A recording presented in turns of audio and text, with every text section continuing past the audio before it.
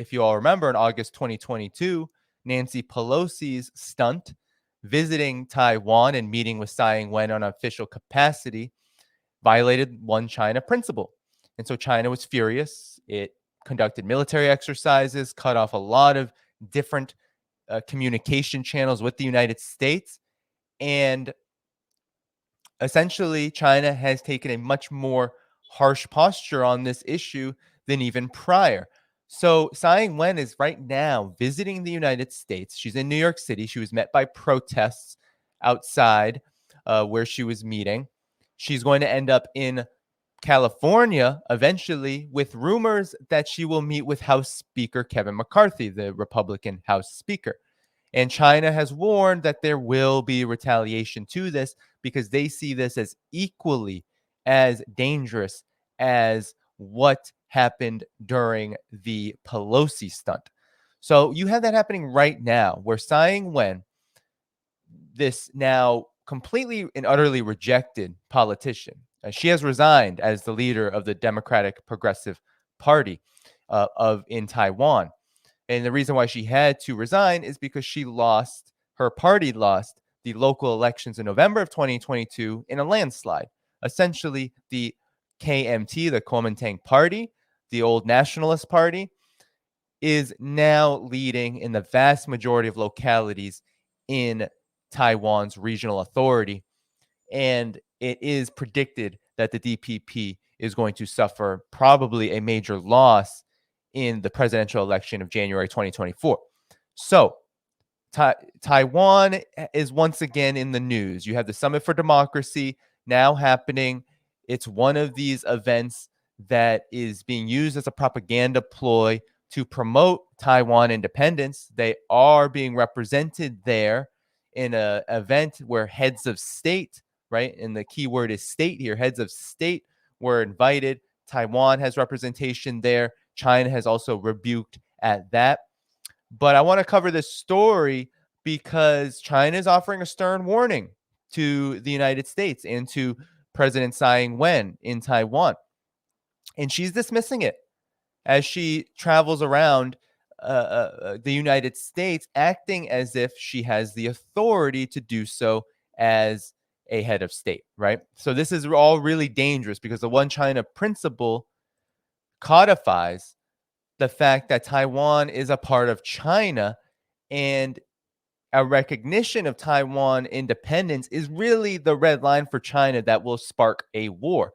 That is when you will have China step in militarily. So the fact that she is doing this and she is rejecting what China is saying just goes to show how committed she is to the US's agenda for Taiwan, which is to spark a war against China. So Tsai Ing-wen has begun a 10-day trip, which will be the United States and Latin America, after vowing that the self-governing island will continue to engage with countries around the world and won't be cowed by Chinese threats of retaliation. External pressure, she said, will not hinder our determination to go to the world. We are calm and confident. We neither yield nor provoke. Mind you, just by doing this, it's a provocation. She's trying to say that she's not provoking anything by just heading over there and being calm, heading over to the United States and being calm, but in fact, she is provoking conflict here. Tsai made her comments after spokesperson for Beijing's Taiwan Affairs Office, Zhu Fenglian, warned that the visit would escalate tensions between China and its breakaway province if the Taiwanese leader met with U.S. officials during her travels. Quote, if she has contact with U.S. House Speaker Kevin McCarthy, it will be another provocation that seriously violates the One China principle, harms China's sovereignty and territorial integrity, and destroys peace and stability in the Taiwan Strait. We firmly oppose this, and we definitely take measures to resolutely fight back, end quote. The Taiwanese president, or Taiwan's president, will reportedly also travel to Belize and Guatemala after making her first stop in New York. She's then expected to stop in Los Angeles before returning to Taiwan.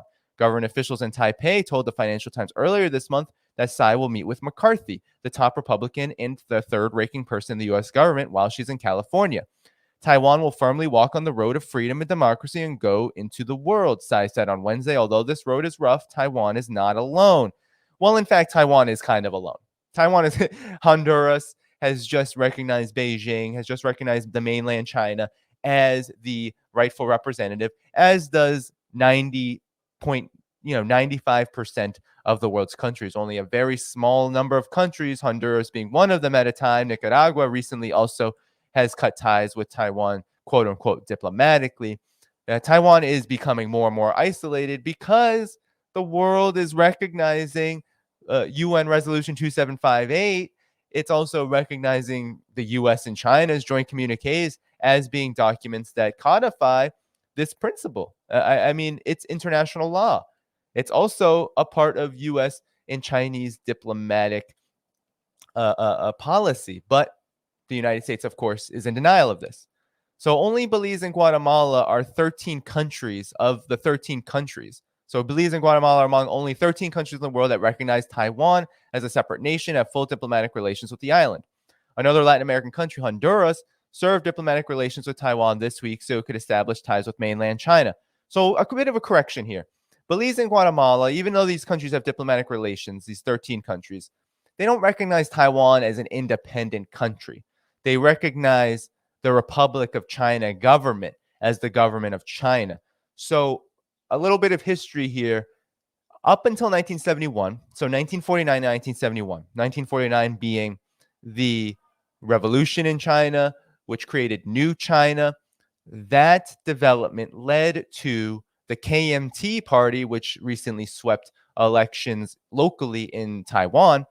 That party fled to what was Formosa, then called Taiwan, specifically fled there and governed there. And it was a very brutal governance system, by the way, brutal. But up until 1971, most countries in the world, because of U.S. pressure, recognized the Republic of China, which is what the KMT established as and called itself, even before the 1949 revolution. The Republic of China was considered the rightful government under international law of all of China, governing from Taiwan. That was because of U.S. pressure and sanctions on the mainland.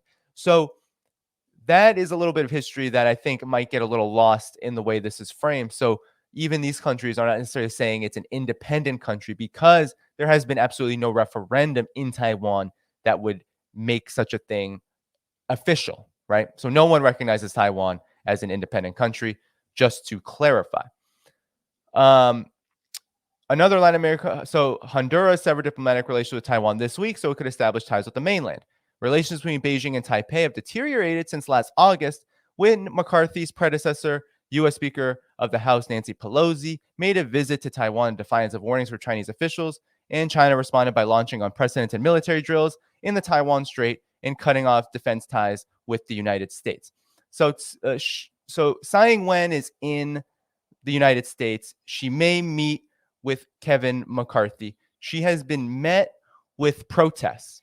There were hundreds of people outside of where she is staying right now in New York City, protesting, saying, no, we are for one China, a lot of Chinese Americans in particular.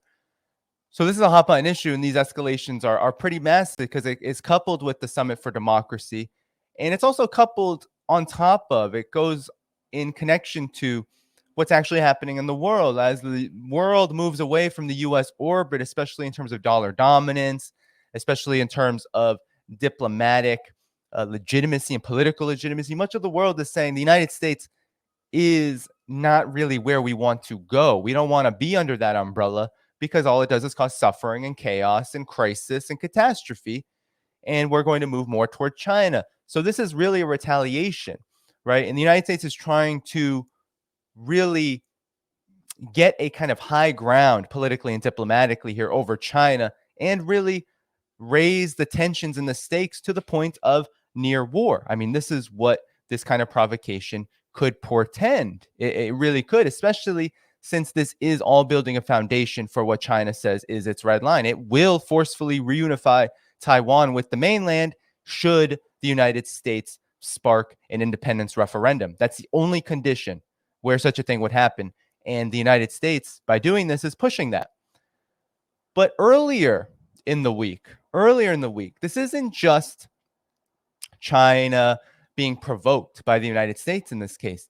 China is making its own kind of moves. And I want to show you what kind of moves these are, because you all know that China has been making incredible diplomatic gains in so many areas, whether it's brokering the Saudi Iran peace agreement, whether it's by becoming the obvious and most influential possible broker in any kind of peace in Ukraine through a month of February, where it released a peace proposal, a global security initiative document, and had the historic meeting between Xi Jinping and Vladimir Putin, confirming that Vladimir Putin also considers Xi Jinping and China a serious diplomatic player that will play a role in whatever peace can be achieved, if it can be achieved in Ukraine. But also with Taiwan, there was a big development. You had the former president in Taiwan's regional authority visit China, and this is what he had to say. We are all Chinese. He is a leading party member of the KMT, and he was the president in Taiwan's regional government from 2008 to 2016. That's former president Ying-jeou. So he was visiting China on what was a historic trip, because this has not happened in the history of New China. So since 1949, you have not had the president of a regional authority government in Taiwan visit the mainland and take a tour. This was a statement after the victorious local elections for the KMT that they indeed affirm the one China principle, and China is ready to embrace that. So China is getting ready for the headwinds that are likely to come very soon, which is that Taiwan's regional government will change character. The KMT will likely come to power, and China is preparing for that, and it is ready to solidify the one China principle. And this indeed is much more powerful, much more influential, much more significant than anything the United States can do here. The United States meeting with Tsai Ing-wen is a provocation, is dangerous, but the United States is not in a position, especially with the Ukraine quagmire happening as we speak, is not in a position to try to thrust upon Taiwan Island the independence referendum, which Tsai Ing-wen and forces in the DPP are very much indeed keen on. They want such a thing. They are very much invested in this independence narrative and are willing to flirt with it. Whether they're ready for the consequences of that is a much different story. So we have this historic visit from the former Taiwan president of the regional authority, Mr. Ying-jeou, and he toured many Chinese cities with the message that we are all Chinese, meaning that Taiwan is part of China and the people who live in Taiwan are Chinese. And so people on both sides of the Taiwan Strait are ethnically Chinese and share the same ancestors, said former President Ma Ying-jeou of Taiwan on Tuesday, March 28th, at the start of a historic visit to China that Taiwan's ruling party has criticized. Ma, in office from 2008 to 2016, is the first former or current Taiwan president to visit China since the defeated Republic of China government fled to Taiwan in 1949 at the end of a civil war with the Communist Party. He is visiting amid heightened tensions as Beijing uses political and military means to try to pressure democratically governed Taiwan into accepting Chinese sovereignty. So that's propaganda. China is not pressuring anything. This is law. This is international law. This is recognized. It's not China pressuring Taiwan. It's the fact that China is affirming what already exists, which is the one China principle. And it not only exists, but it is law.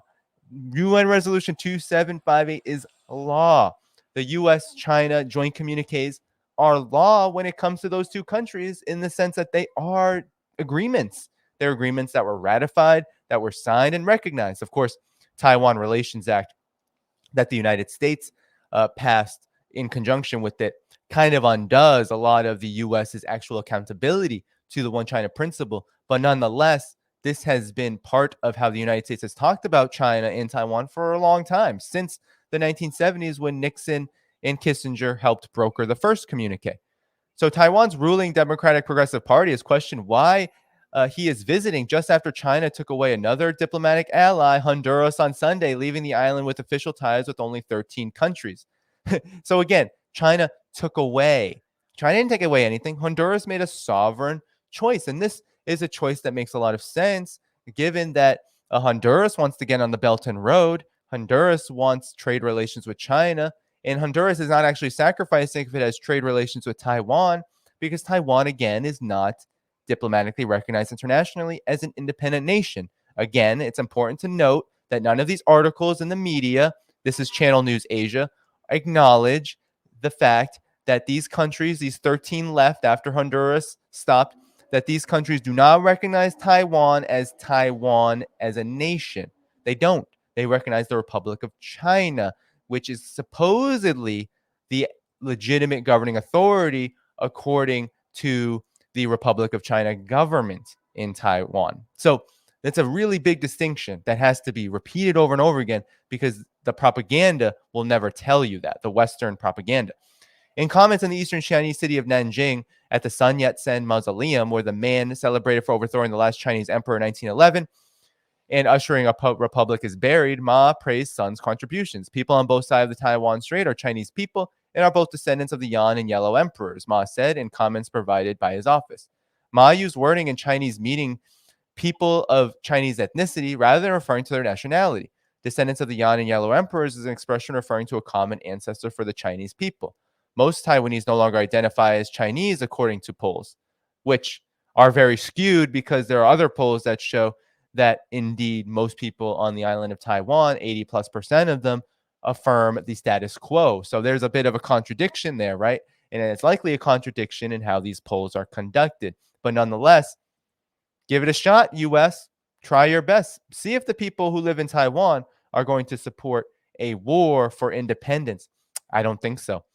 Sun is officially still considered the father of the Republic of China, which remains Taiwan's official name. So again, propaganda, that's the constitution in Taiwan, is the Republic of China. That's what the regional government is called. That's a reflection of this longstanding history of the Republic of China, considering itself the governing body of all of China, not Taiwan independence. This is so important to remember. Sun is lauded by the Communist Party for the overthrow of the Qing dynasty, but the government in Beijing and Taipei do not recognize each other. Ma's visit is part of an outreach by Taiwan's main opposition party, the Kuomintang, to China in hopes of reducing tensions. The KMT traditionally favors close relations with China, but strongly denies being pro-Beijing. Taiwan President Tsai Ing-wen has repeatedly offered talks with China, but has been rejected as China considers her a separatist. She says only Taiwan's people can decide their future. Ma, a senior KMT member, said he hoped for peace. We sincerely hope that the two sides will work together to pursue peace, avoid war, and strive to revitalize China, he said again, using an expression that refers to the Chinese people as an ethnicity rather than nationality. This is an unavoidable responsibility of Chinese people on both sides of the strait, and we must work hard. Ma is not scheduled to meet with any senior Chinese leaders on the trip. He and President Xi Jinping met in Singapore in 2015. So they do have a relationship. They've never met in the mainland China, however. So essentially, he says, we're working for peace. We need to revitalize China together, affirming the one China principle. And of course, this had Tsai Ing-wen mad because this has come in the lead up to this visit. So China has made a statement saying, yeah, we're going to work with anybody who affirms the principles of one China. We are not going to stand with or stand for what Tsai Ing-wen stands for. And yeah, Tsai Ing-wen and Xi Jinping have not talked. And the reason they don't talk is because Tsai Ing-wen has shown through multiple incursions and violations of the one China principle that she's not a serious actor. Tsai Ing-wen is what Zelensky is to Ukraine. Tsai Ing-wen is what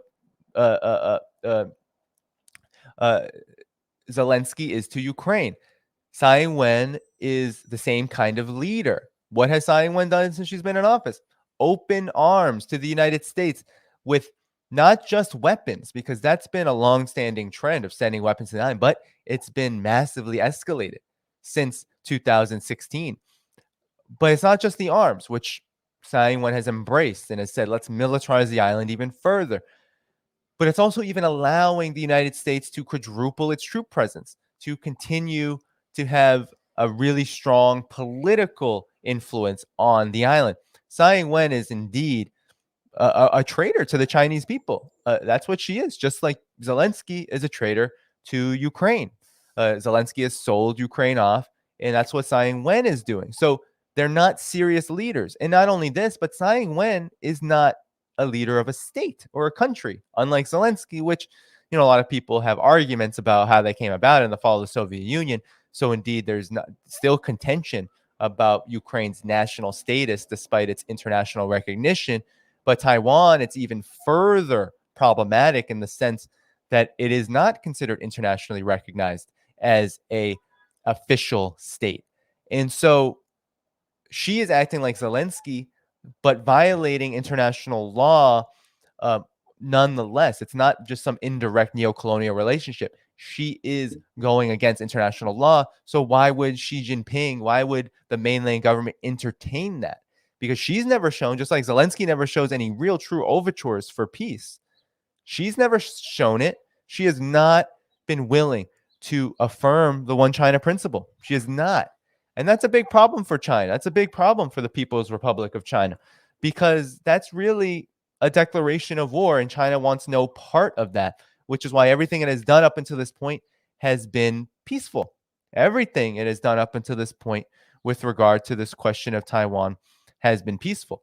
So this is a massive escalation. Her touring around the United States, China has been ready to respond and is responding already with this move to invite the KMTs, one of the KMT's most prominent leaders, former president of 8 years, to the mainland, and to demonstrate that the one China principle actually has a lot of momentum. I mean, Honduras is now recognizing mainland China, the People's Republic of China, as the rightful government of China. This is a trend. There's only 13 countries left recognizing the Republic of China. So there really isn't global momentum for separatism. And Tsai Ing-wen is a separatist. And that's why she's losing influence. She's losing credibility, because separatism is not just a political move. Separatism is economic suicide. Mind you, Taiwan and China have robust economic relations. Taiwan has a massive semiconductor industry. China has all the other high-tech goods needed to help that semiconductor industry flourish. And China is also gaining ground in the semiconductor industry because of how the United States is waging economic war against it. So it's economic suicide. Both your biggest economic partner and your biggest economic competitor, really, to side with the United States, offering you nothing, by the way. The United States is offering nothing. Just like Ukraine is getting nothing but chaos and destruction and war, Taiwan isn't getting anything but weapons upon weapons upon weapons, which will never be used. Many of them are just going to age and never be used, because a hot war with China would immediately go nuclear, and a lot of these weapons would likely never reach any kind of battlefield by air or by sea where such a war would happen. China showed during Pelosi's visit that it can immediately place an economic stranglehold on Taiwan.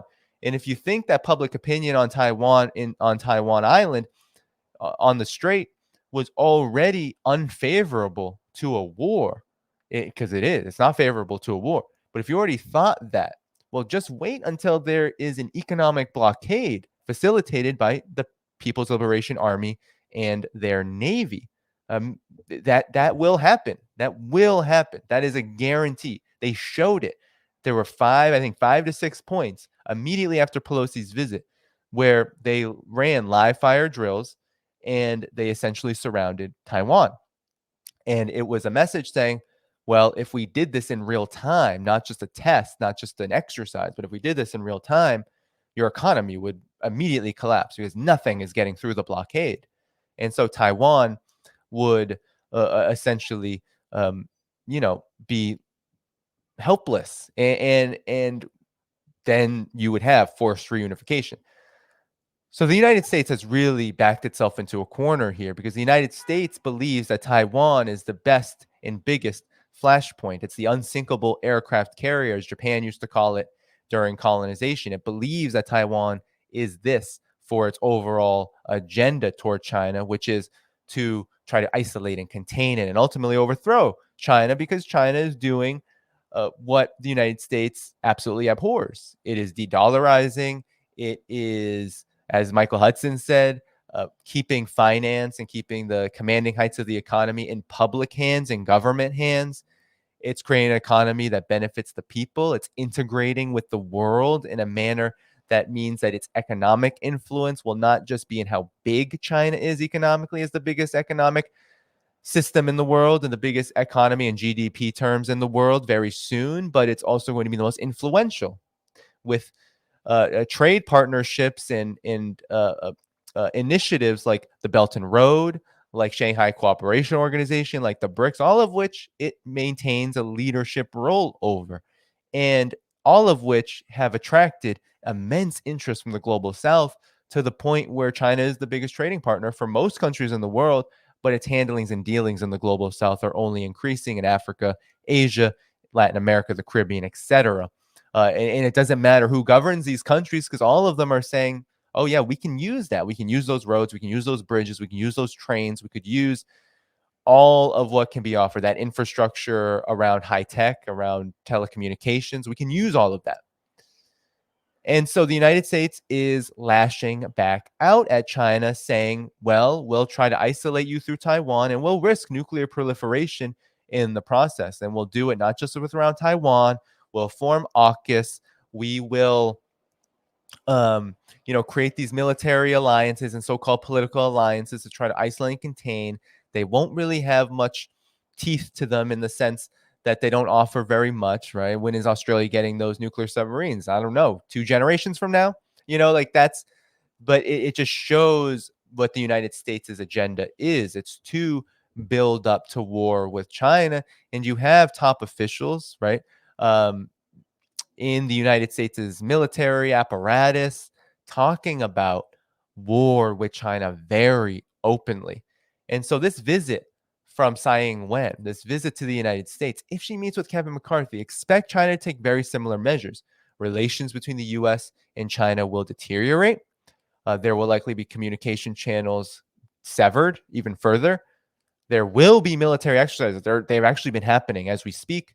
They've been happening for days along the Taiwan Strait and in the East China Sea, because China is saying we can do things. They're not being covered, but China is saying, well, we can do things militarily. We will be prepared. So it's a dangerous escalation. But what it all speaks to is that Taiwan is really where the U.S. is going to die. I mean, that's where it's seeking to bury itself. Ukraine was a huge project of digging further this massive global graveyard for U.S. hegemony, and Taiwan will be the finishing touches because there is really no other option but nuclear around this question, nuclear war. It's very unclear if large sections of capital will want such a war. But it's also very clear that the trend that has occurred, the trend that this Taiwan situation really reflects, this trend of China's leadership in a multipolar world, that trend is not stopping. It's accelerating.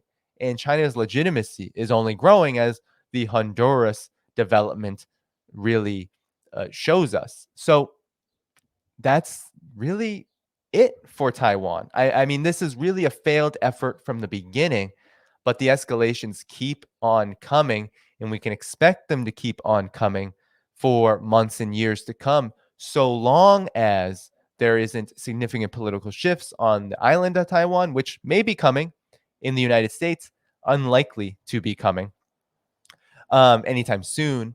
And China will just continue to go about its business and continue to adhere to one China, promote one China, and respond in kind. And retaliation is coming. We'll see how extreme that retaliation will be. But China takes kind of it follows kind of how Russia behaves, right? Russia didn't do anything for 8 years around the question of Ukraine. And then when the straw that broke the camel's back occurred, right?